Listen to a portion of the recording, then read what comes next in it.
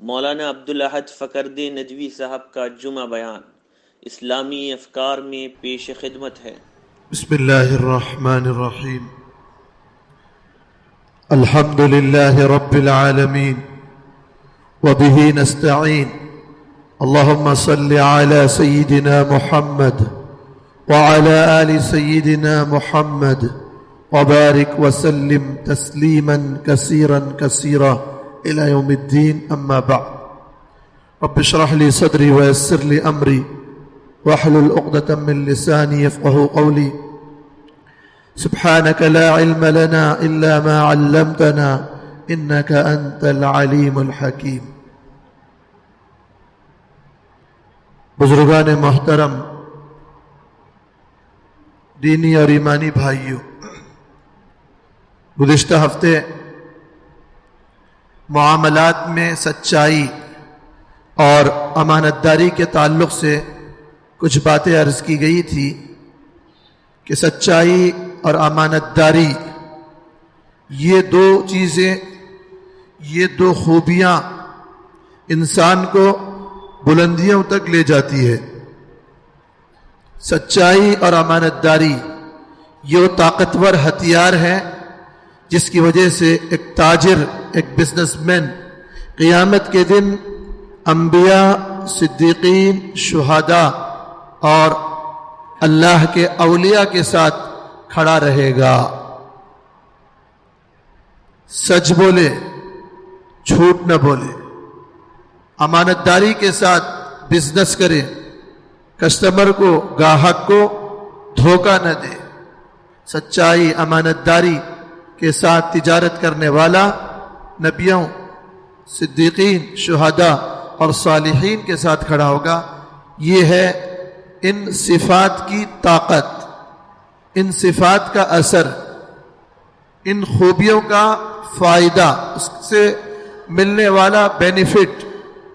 انسان کوئی بھی کام کرتا ہے تو سب سے پہلے بینیفٹ ڈھونڈتا ہے، اس کام کے پیچھے کیا فائدہ ہے، اور اس کام کے کرنے کے پیچھے لگ جاتا ہے جس کام میں پتہ چلے کہ اس میں بینیفٹ زیادہ ہے، اس میں فائدہ، پروفٹ زیادہ ہے، تو آدمی اسی بزنس کے چکر میں رہتا ہے کیونکہ یہاں مارجن آپ کو زیادہ ملتی ہے، پروفٹ آپ کو زیادہ ملتا ہے۔ تو انسان کے اندر اللہ کی اس کی طبیعت کے اندر ہرس کا مادہ رکھا ہے، وہ پروفٹ کے پیچھے بھاگتا ہے، وہ بینیفٹ کے پیچھے بھاگتا ہے، وہ جہاں فائدہ نظر آتا ہے اس کے پیچھے دوڑ لگاتا ہے۔ یہ انسان کی ایک طبیعت کا ایک لازمی حصہ ہے۔ لہذا ہمیں معلوم ہونا چاہیے کہ اللہ تعالیٰ نے جو صفات اور جو خوبیاں ایمان والوں کے لیے دی ہے، ان میں غیر معمولی فوائد ہیں، اور اس کا اثر دنیا میں بھی نظر آئے گا اور آخرت میں بھی انسان کو ضرور مل کر رہے گا انشاءاللہ۔ انہی سے مل جل کر لگتی ہوئی باتیں ہم اس ہفتے کچھ واقعات کی روشنی میں عرض کر دیتے ہیں تاکہ پتہ چلے کہ سچائی اور امانت داری جب انسان کی زندگی کے اندر پیدا ہوتی ہے تو اسے اس دنیا میں بھی ان چیزوں سے کتنا فائدہ ہوتا ہے۔ اس لیے کہ ہماری سوچ یہ بن چکی ہے کہ ہم سچ بول کر تجارت نہیں کر سکتے، جھوٹ بولنا ہی پڑتا ہے کاروبار میں۔ یہ آج کے تاجر کی سوچ ہے۔ ہم پوری امانت داری کے ساتھ تجارت نہیں کر سکتے، کسٹمرز کو، گاہک کو دھوکہ دینا ہی پڑتا ہے۔ اس کی ٹوپی اس کے سر، اس کی ٹوپی اس کے سر، کچھ تو ملاوٹ کرنی ہی پڑتی ہے، تبھی تو ہماری مارکیٹ چلے گی۔ یہ عام تصور ہے تاجر حضرات کے دلوں میں، عام لوگوں کے دلوں میں، اس کے بغیر مارکیٹ نہیں چلتی۔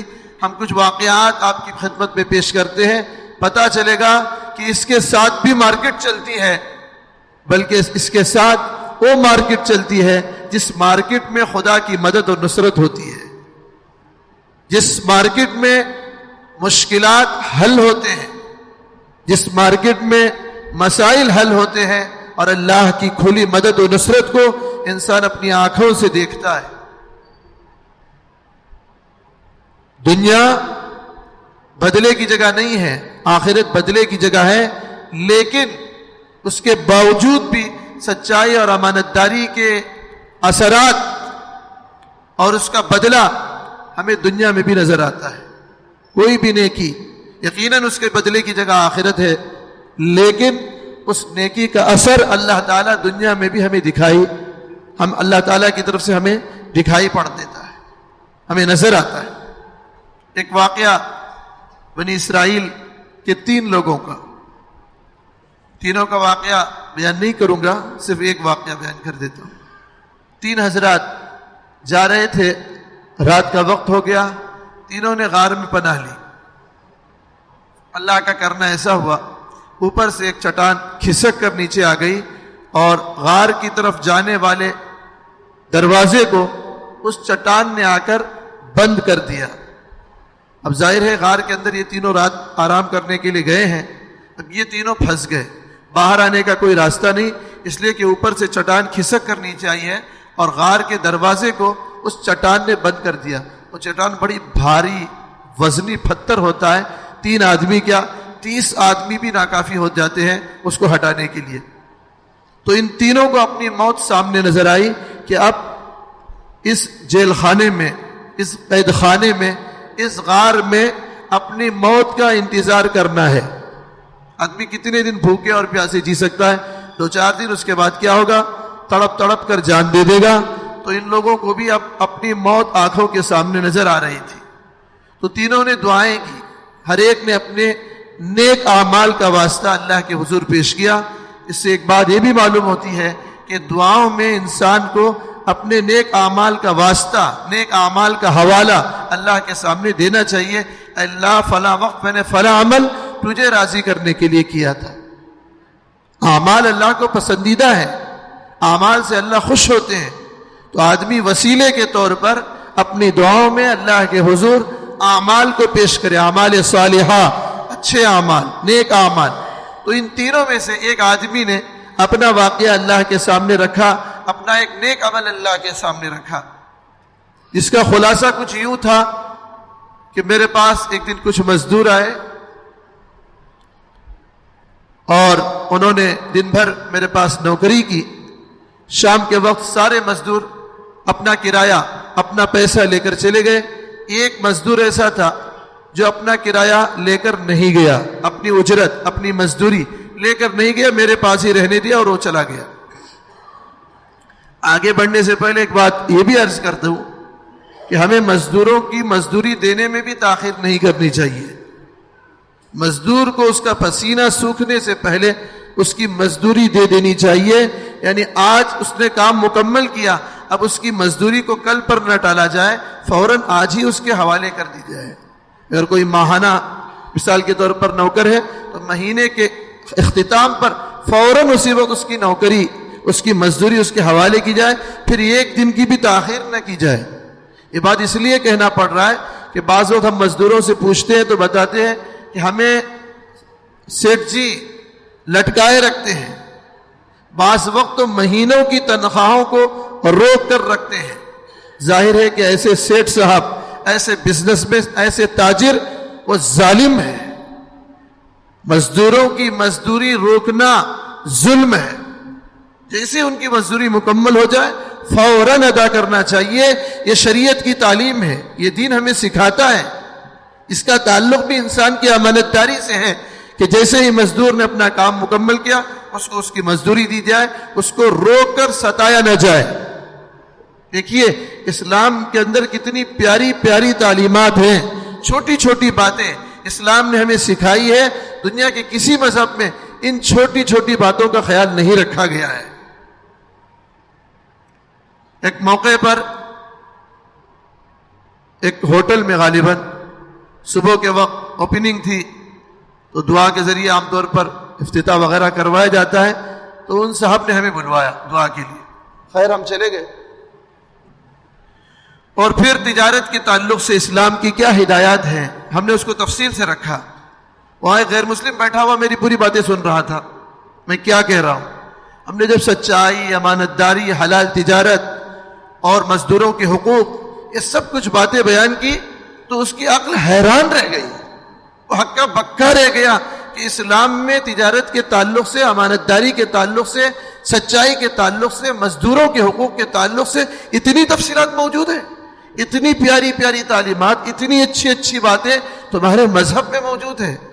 لیکن مسئلہ یہ ہے کہ یہ سب باتیں ہماری مذہب میں موجود ہے لیکن مذہب والوں میں موجود نہیں ہے، جس کی وجہ سے ہم نے اسلام کو بدنام کیا ہے. غالباً یورپ کے ایک مشہور مورخ نہیں سیاح برنارڈ شاہ نے کہا تھا کہ میں یورپ بھی دیکھ آیا ہوں اور عرب ملکوں کو بھی میں نے دیکھا ہے. یورپ میں میں نے اسلام کو دیکھا ہے، مسلمانوں کو نہیں دیکھا، اور میں نے عرب ملکوں میں مسلمانوں کو دیکھا ہے، اسلام کو نہیں دیکھا. یہ حقیقت ہے کہ ہمارے مذہب میں، ہماری شریعت میں، ہمارے دین میں وہ پیاری پیاری تعلیمات ہیں، وہ اچھی اچھی باتیں موجود ہیں، لیکن وہ ہمارے دین میں ہے، دین والوں میں نہیں ہے، ہمارے مذہب کے ماننے والوں میں نہیں ہے، جس کے نتیجے میں ہم خود اسلام کو بدنام کر رہے ہیں. کتنے غیر مسلم ہیں، مسیحی یورپی ملکوں کے رہنے والے، جن کا یہ کہنا تھا کہ اچھا ہوا پہلے ہم نے اسلام کو قبول کیا، بعد میں مسلمانوں کو دیکھا. اگر ہم پہلے ہی مسلمانوں کو دیکھ لیتے تو کبھی اسلام نہ لاتے. ہماری عملی زندگی، ہماری پریکٹیکلی جو لائف ہے، وہ غیر مسلموں کے لیے اسلام لانے کے لیے رکاوٹ ہے. اللہ نے ہمیں بھیجا تھا لوگوں کو اسلام کی طرف بلانے کے لیے. ہم کام اپنا ایسا کر چکے ہیں اور ایسی بددیانتی، ایسی طرح جھوٹ، دغابازی، دھوکہ دہی، گالی گلوچ، لڑائی جھگڑے، آپس کے فتنے، ایک دوسرے کو کی ٹانگ کھینچنے کی فکر، ایک دوسرے کے ساتھ حسد، ایک دوسرے کو نیچا گرانے کا یہ جذبہ، درندوں کی صفت جب ہمارے اندر پیدا ہوئی تو ہم اسلام کے داعی کیا بنتے؟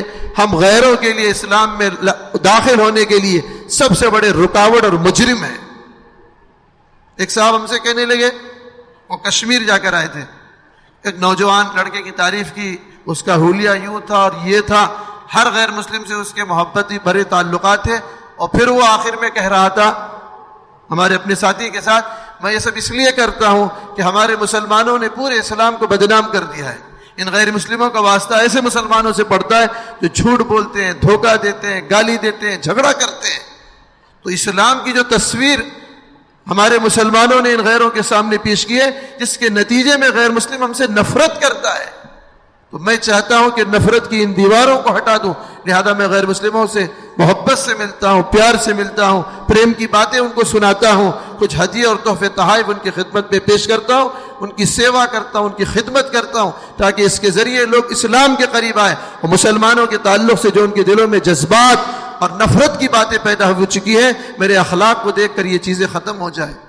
کچھ اچھے مسلمان ہیں لیکن ان کی تعداد آٹے میں نمک کی طرح ہے، بہت کم ہے. اکثر ہم لوگوں کا حال یہی ہے کہ ہم نے اسلام کو بگاڑ کر لوگوں کے سامنے پیش کیا ہے. تو مزدوروں کو اس کی مزدوری اس کے پسینہ سوکھنے سے پہلے دو، یہ شریعت کی تعلیم ہے. یعنی پھر دیر نہ کیا جائے. اگر کوئی مزدوری میں تاخیر کرتا ہے اور اپنے نوکر کو دیر سے تنخواہ دیتا ہے، وہ سب سے بڑا ظالم ہے. اس پر بھی اس کی پوچھ ہوگی. اس کو حق نہیں ہے کہ مزدور کی تنخواہ کو دبائے بیٹھے. میں اپنے اصل موضوع کی طرف اب لوٹ کر آتا ہوں، جہاں سے میں نے بات شروع کی تھی اس واقعے سے. تو ایک مزدور اپنے کرایہ لیے بغیر، مزدوری لیے بغیر چلا گیا. اب اس شخص نے اس مزدور کی مزدوری کو تجارت میں لگا دیا. ایسے ہی پڑے رہے گی اس کی مزدوری، کچھ کیا فائدہ، تجارت میں لگا دیا. اب اللہ کا کرنا ایسا ہوا کہ وہ تجارت ترقی کر گئی. تجارت اتنی ترقی کر گئی، اتنی ترقی گئی کہ اونٹوں، گائے بیل اور بکریوں اور غلاموں کا ایک بہت بڑی تعداد میں اس کے پاس اس تجارت کے ذریعے آمدنی ہوئی. بڑی تعداد میں غلام، بڑی تعداد میں بکریاں، بیل، گائے، اونٹ.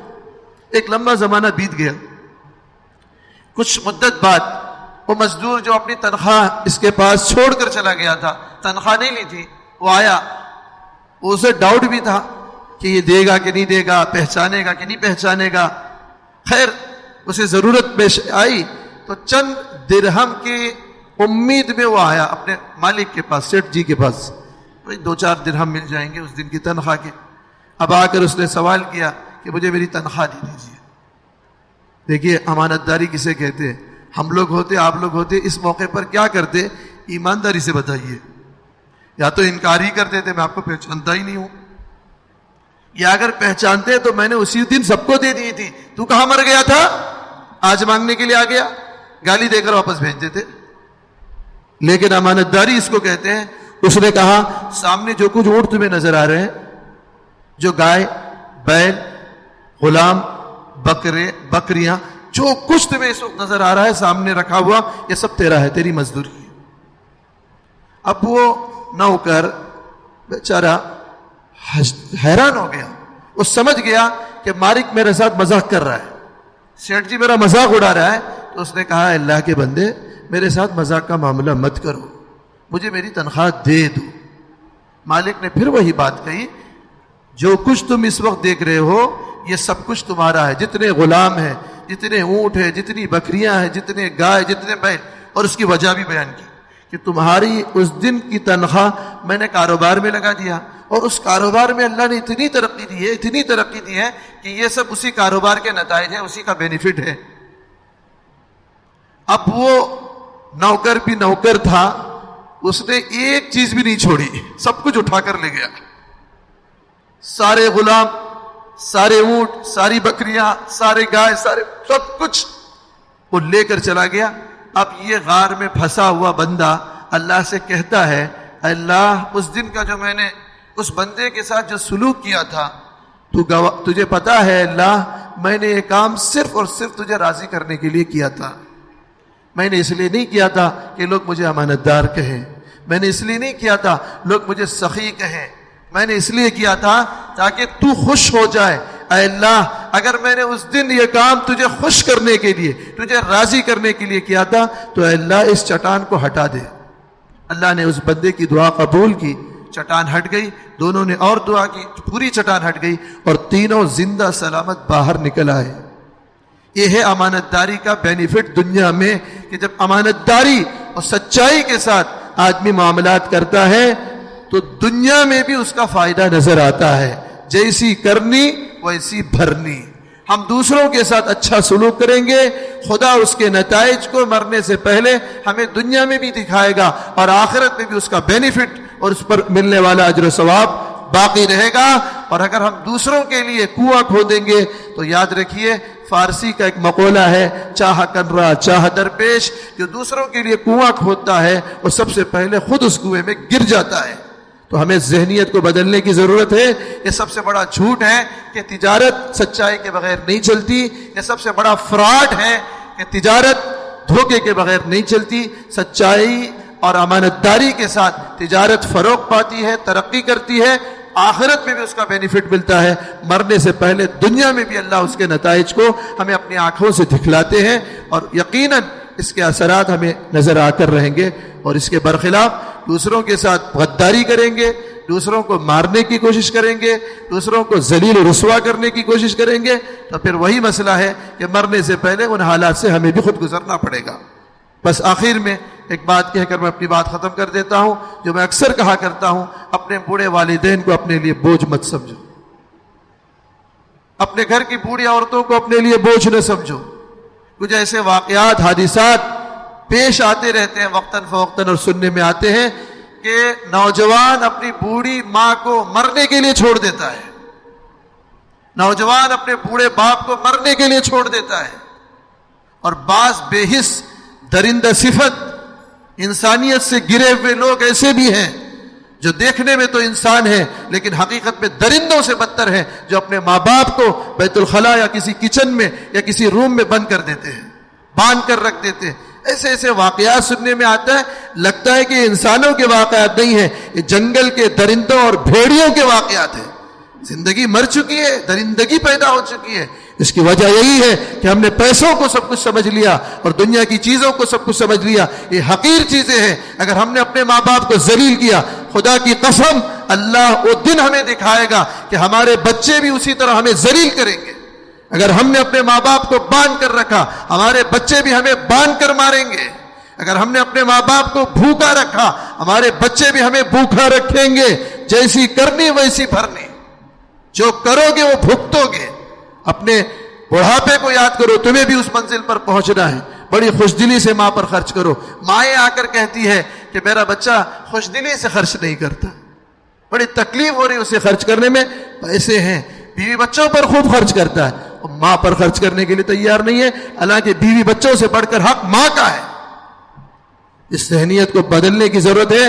سب سے پہلی چیز ہم اپنے اندر انسانیت کو پیدا کریں, درندگی کی صفات کو ہم اپنے اندر سے نکالنے کی کوشش کریں. یہی اصل پیغام ہے اسلام کا, اور یہی اصل مسلمان ہے جو دوسروں کے لیے جیتا ہے اور دوسروں کے غم کو اپنا غم سمجھتا ہے. خدا مجھے بھی آپ کو بھی ان باتوں پر عمل کرنے کی توفیق دے.